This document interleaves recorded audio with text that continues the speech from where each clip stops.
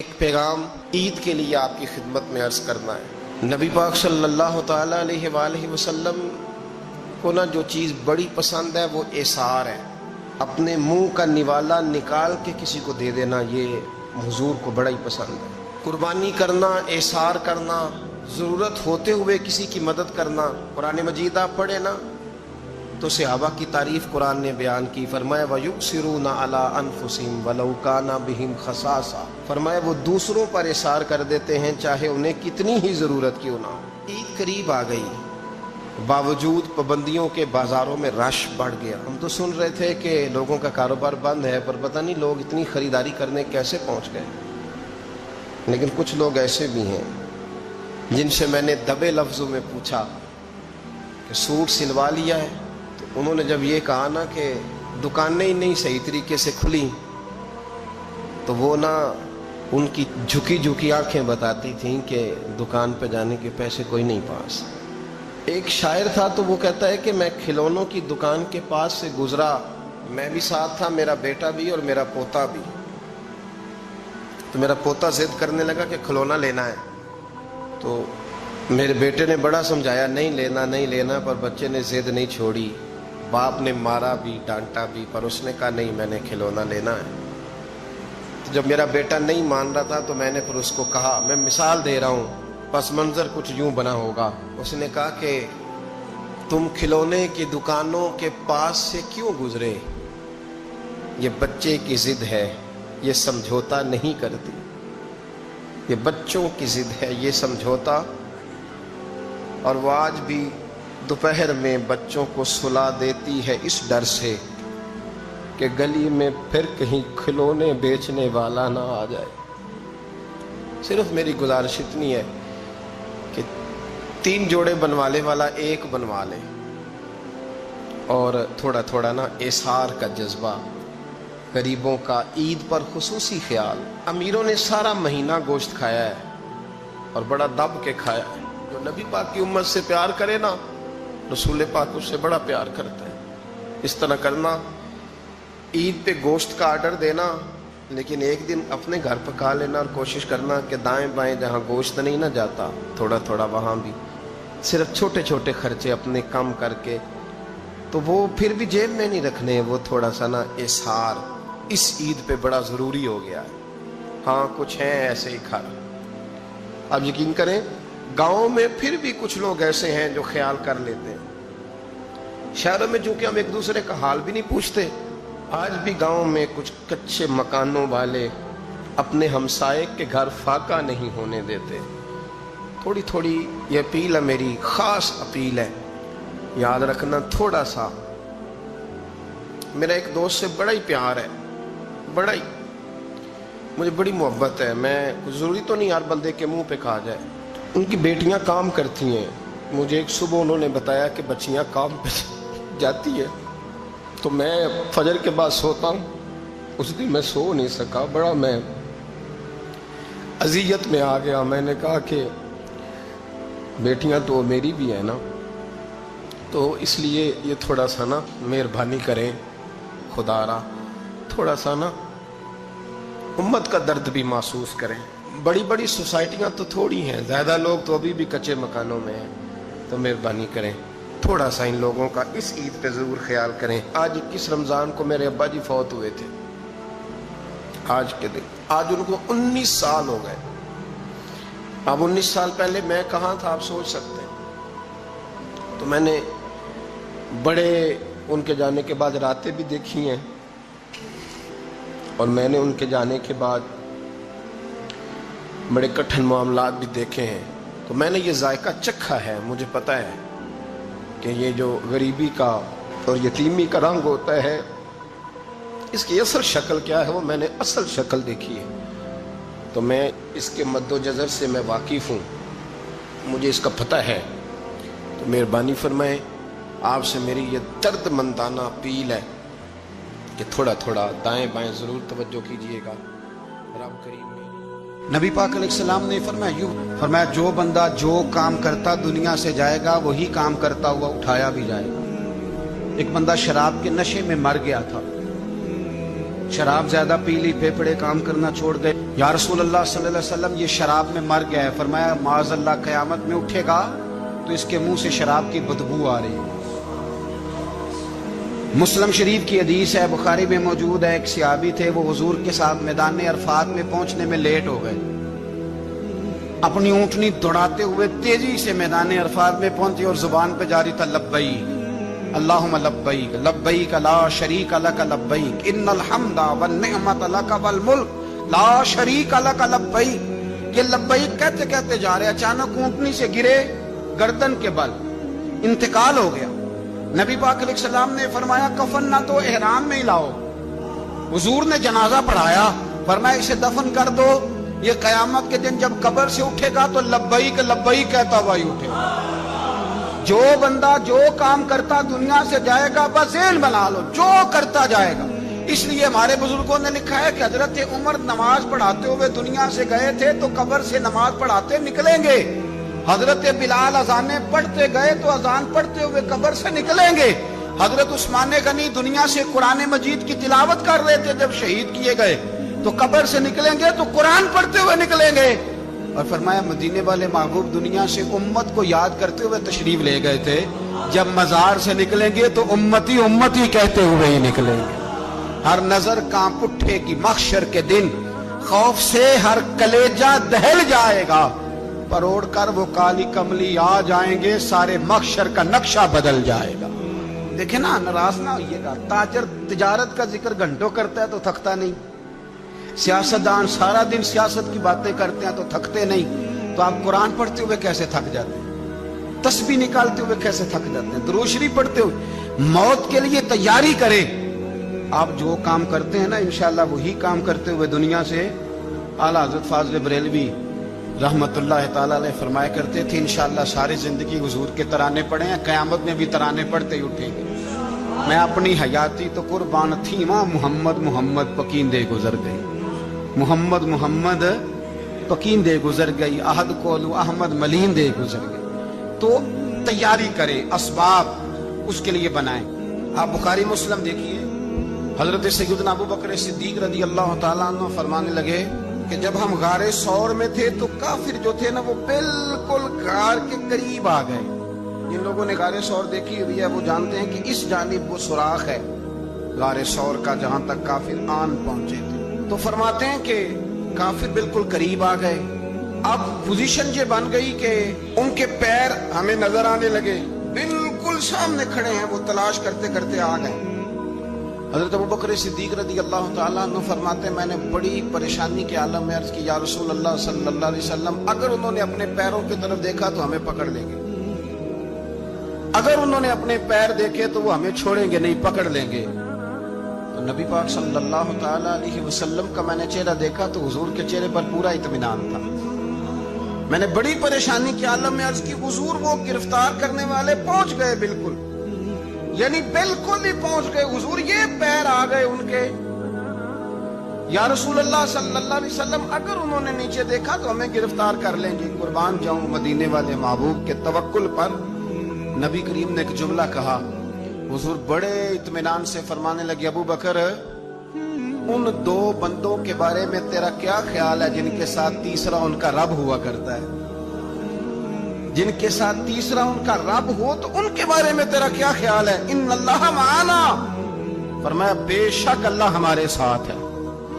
تو اللہ کی ذات پر توکل، بھروسہ اس کے فضل پر، اس کے کرم پر. دیکھیں نا ہمارے ہاں بہت زیادہ بعض لوگ خوف کا شکار ہو جاتے ہیں، ڈرتے پھرتے ہیں، سہمے رہتے ہیں. اور خدا کے بندے تیرا ڈر تجھے مارے گا، تیرا خوف تجھے مار ڈالے گا، تیرا ڈر جو ہے وہ تجھے کمزور کر دے گا. اگر تیرے اندر قوت ہے، اگر تیرے اندر ہمت ہے. جو لوگ روب کا شکار ہو جاتے ہیں وہ چلے جاتے ہیں، وہ ختم ہو جاتے ہیں.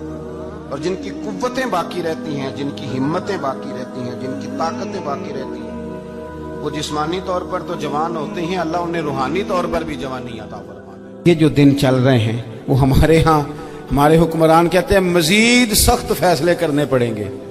میں نے کہا تمہارے لیے تو آسان ہے، اس لیے کہ تم تو جس دفتر میں بیٹھ کے فیصلہ کرتے ہو اس کی تو بتی کوئی نہیں جاتی. تمہیں کیا پتا ہو، وہاں تو اے سی بھی 1 منٹ کے لیے بند نہیں ہوتا. یہ تو اس سے پوچھو باپ سے کہ جو عید سے پہلے اپنی بیوی سے مشورہ کر رہا ہے کہ عید آ گئی ہے، اگر بیٹی کے گھر کپڑے نہ بھیجے تو اس کی ساس باتیں کرے گی۔ یہ چھوٹی عید گزری تھی نا، تو ہمارے ہاں کچھ لوگ سمجھتے ہیں کہ سخاوت صرف رمضان میں ہی کرنی ہے، اور رمضان میں ثواب زیادہ ہے، ورنہ راشن ونڈن والے اور لوگ کو عیدوں بعد بھی بھوک لگ دیجئے، عید کے بعد بھی اسی طرح ہی غریب کے ساتھ پیٹ ہوتا ہے، لیکن توجہ نہیں۔ ایک تو ذوق علم پیدا کریں، ہم نے اس عید پہ کوشش کرنی ہے کہ ہماری گلی میں، ہمارے محلے میں، ہمارے دائیں بائیں تھوڑا سفر کریں، بچوں کو دیکھیں، سرکاری سکول سے نکلتے بچوں کو دیکھیں، مساجد مدارس سے نکلتے بچوں کو دیکھیں، ہم نہ ایک ایک دو دو کا ساتھ دیں۔ یہ جتنی سیاسی جماعتیں کام کر رہی ہیں، جن کی حکومت تھی، جن کی ہے، پتہ نہیں کل کس کی آئے گی، میں تو ذاتی طور پر ان سے پورا مایوس ہوں۔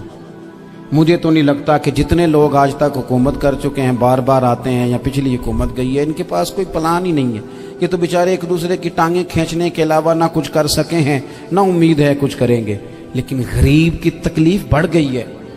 میرے پاس 20 لوگ آتے ہیں، آتے تو وہ دعا کا کہنے ہیں، آتے تو صرف یہ بتانے ہیں کہ اس مشکل میں ہوں دعا کرنا، لیکن دوستو لوگوں کی باتیں سن کے بڑی تکلیف ہوتی ہے۔ ہم کیا کسی کی مدد کر سکتے ہیں؟ ہمارے لیے تو مدارس چلانے مشکل ہیں، لیکن لوگ اذیت کا شکار ہیں، ذہنی کرب کے نیچے لوگ آ گئے، اتنی بڑی اذیتیں کھڑی کر دی گئی ہیں۔ تھوڑا تھوڑا دیکھو، 2 کا کھانا 3 بھی تو کھا ہی سکتے ہیں نا، 3 کا کھانا 4 بھی تو کھا ہی سکتے ہیں نا۔ میرے محبوب نے ہمیں یہ نہیں کہا تھا زیادہ گوشت پکانا، بلکہ رسول پاک نے تو رنگ ہی بڑا سادہ دیا ہے۔ کریم نے فرمایا عائشہ شوربہ ذرا زیادہ کر لو، پڑوسیوں کو بھی سالن دے دیں گے، تھوڑا شوربہ زیادہ کر لو، اسی کو بڑھا لو، تھوڑا شوربہ بڑھا لیں، تھوڑا تھوڑا ایک دوسرے کی مدد کریں، دست شفقت رکھیں۔ گلیوں میں سنسان لوگ، اب تو لوگ ایک دوسرے سے دکھ بھی نہیں کہتے، وہ کہتے ہیں دینا کسی نے ہے کچھ نہیں، اور تماشا الگ سے بن جائے گا۔ دوستو ہم نے خود ایک دوسرے کا ہاتھ بٹانا ہے۔ جو لوگ صاحب ثروت ہیں، دیکھو ایک ہی باپ کی اولاد ہوتی ہے، ایک کو اللہ بڑا نواز دیتا ہے، 2-3 کمزور رہ جاتے ہیں، اس کو چاہیے وہ دوسروں پہ دست شفقت رکھے۔ ایک گلی میں سارے لوگ ایک ہی قبیلے کے، ایک ہی علاقے کے، ایک آگے نکل گیا ہے، اسے چاہیے وہ دوسروں کا خیال کرے۔ عزیز بھائیوں، ہم نے اس کمر توڑ مہنگائی کے دور میں، تقریر تو میں کر رہا ہوں، یہ کسی اور نے کیسے شروع کر دی؟ اس وقت میرا ٹائم ہے جی تقریر کا، اور کوئی نہیں کرے گا، خاموشی سے بیٹھے، اللہ آپ کو جزائے خیر دے۔ آپ لوگ اگر بیٹھ جائیں گے تو اچھا رہے گا، پچھلوں کو بھی آسانی ہو جائے گی۔ پیچھے آپ کے لوگ تکلیف میں ہیں، نہیں پیچھے دیکھنے کو نہیں کہا، بیٹھنے کو کہا، اگر آسانی سے بیٹھ سکیں اللہ آپ کو جزائے خیر عطا فرمائے۔ کسی اور جگہ پہ اہتمام ہو جاتا زیادہ اچھا تھا، کچھ تھوڑی سی دشواری احباب کو ہوئی، لیکن کئی دفعہ دور سے بندہ چل کے آئے تو اسے نماز کا زیادہ ثواب ہوتا ہے۔ تو آپ تھوڑا سا، ہمارا گفتگو کا وقت ہے، لمبا نہیں، آپ اگر اطمینان سے بیٹھ جائیں گے تو 2-4 باتیں اپنی بساط کے مطابق عرض کرنے کی کوشش کروں گا، اللہ توفیق عطا فرمائے۔ سب سے پہلی بات تو یہ ہے کہ یہ دستار فضیلت ہے طلباء کا۔ علم کا لغوی معنی جاننے کے ہوتے ہیں۔ علم حاصل کیا جاتا ہے کسی چیز کی معرفت کو حاصل کرنے کے لیے۔ جب ہم کوئی علم حاصل کرتے ہیں تو ہم یہ چاہتے ہیں کہ ہمیں اس چیز کے نفع اور نقصان کا پتہ چل جائے، اور جب ہم دینی علم حاصل کرتے ہیں تو اس کا مقصد یہ ہوتا ہے کہ ہمیں رذائل اور خسائل ان دونوں کی خبر ہو جائے، خیر کیا ہے شر کیا ہے اس میں تمیز کا ملکہ ہمیں نصیب ہو جائے، اچھائی اور برائی کھل کر ہمارے سامنے واضح ہو جائے۔ یہ مقصود ہوتا ہے علم سے۔ علم سے، تعلیم سے مقصد زیادہ باتیں کرنا نہیں ہوتا۔ ایک آدمی بہت زیادہ باتیں کرتا ہے تو شاید بڑا عالم ہے، ایک شخص بہت زیادہ گفتگو کرتا ہے تو اس کے پاس معلومات زیادہ، ایسا نہیں، بلکہ حضرت عبداللہ ابن مسعود رضی اللہ تعالیٰ عنہ سے جب کسی نے پوچھا تھا کہ بڑا عالم کون ہوتا ہے، تو آپ فرمانے لگے جو رب سے زیادہ ڈرے وہ بڑا عالم ہے۔ اور دلیل انہوں نے یہ دی کہ اللہ کریم نے قرآن مجید میں فرمایا ہے کہ انما یخشی اللہ من عبادہ العلماء، اللہ کے بندوں میں سے جو عالم ہیں وہ رب سے ڈرتے ہیں۔ تو دینی تعلیم، اس کی معلومات حاصل کرنے کی کوشش کریں، صحیح کریں۔ قرآن مجید کی ایک آیہ کریمہ کا کچھ حصہ جو میں نے تلاوت کیا، اس میں اللہ کریم نے فرمایا اپنے محبوب سے، کہا وَقُلْ رَبِّ زِدْنِی عِلْمًا، اے محبوب آپ میری بارگاہ میں یہ دعا مانگیں، آپ یہ عرض کریں کہ اے رب میرے علم میں اضافہ کر دے، اے مالک میرے علم میں اضافہ کر دے۔ بہت ساری چیزیں ایسی ہوتی ہیں جن کی زیادتی ٹھیک نہیں ہوتی، وہ زیادہ ہو جائیں تو نقصان کرتی ہیں، لیکن علم ایک ایسی چیز ہے کہ جس کے بارے میں رب کریم نے کہا کہ محبوب آپ دعا مانگیں کہ آپ کو زیادہ علم دیا جائے۔ اور پھر علم ایک ایسی چیز ہے کہ کوئی بھی آدمی یہ دعویٰ نہ کرے کہ میں نے اب بڑا حاصل کر لیا ہے، میری اب تکمیل ہو گئی ہے، میں اب مکمل ہو گیا ہوں۔ جن کو اللہ نے غیب کے خزانوں کی کنجیاں دی ہیں نا، ان سے بھی رب کریم نے کہا ہے کہ محبوب آپ دعا کریں کہ مالک میرے علم میں اضافہ کر دے۔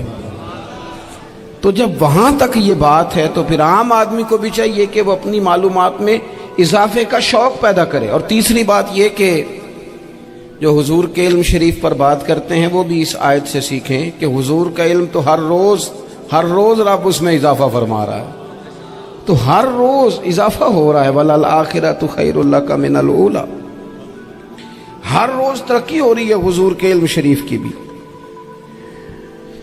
تو ہمارے ہاں زیادہ تر لوگ بات اس لیے سیکھتے ہیں کہ میں کوئی کہیں سے مسئلہ سیکھوں گا پھر جا کے اپنی مسجد کے امام کو تنگ کروں گا کہ وہاں تو میں یہ سن کے آیا ہوں تو یہاں یہ کام کیوں نہیں ہوتا۔ میں کوئی بات سیکھوں گا تو پھر میں اس سے بحث کا دروازہ کھولوں گا۔ علم کا مطلب ہی اپنے آپ کو سنوارنا ہے۔ معلومات حاصل کرنے کا مطلب یہ کہ آپ کے عمل میں پختگی آئے، آپ کے کردار میں پختگی آئے، آپ نے جو سیکھا ہے آپ اس کے مطابق اپنے آپ کو ڈھالیں۔ مسلم شریف میں موجود ہے، نبی پاک صلی اللہ علیہ وسلم نے دعا مانگی ہے، اے اللہ میں اس علم سے تیری پناہ مانگتا ہوں جو علم تو ہو پر نفع والا نہ ہو۔ جس بندے کے علم نے اسے نفع نہیں دیا، وہ کچھ سیکھ نہیں سکا اس سے، تو اس کا علم کسی کو کیا نفع دے گا؟